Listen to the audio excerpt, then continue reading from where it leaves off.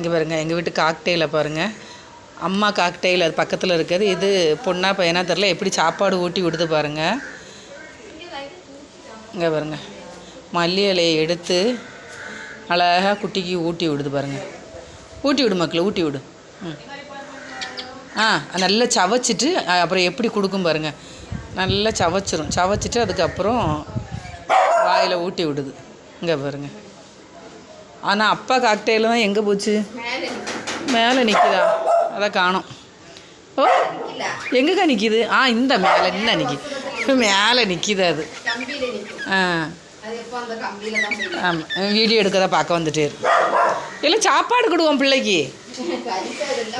ஆமாம், அது சவைச்சிட்டு அது கொடுக்குறதுல அதான் கேட்க, சவைச்சிட்டு எப்படி கொடுக்கணும்? அது கையாக இருக்குது, எடுத்து கொடுக்குறதுக்கு என்ன பாருங்க, அழகாக ஊட்டி விடு பாருங்க. நம்மளையுமே பிசைஞ்சு கொடுப்போம், அது வந்து வாயில் வச்சு சவைச்சு அப்படி ஊட்டி விடும். அவன் அப்படி கொடுக்குன்னு கேட்கா பிள்ளைகள், என்ன பதில் சொல்ல?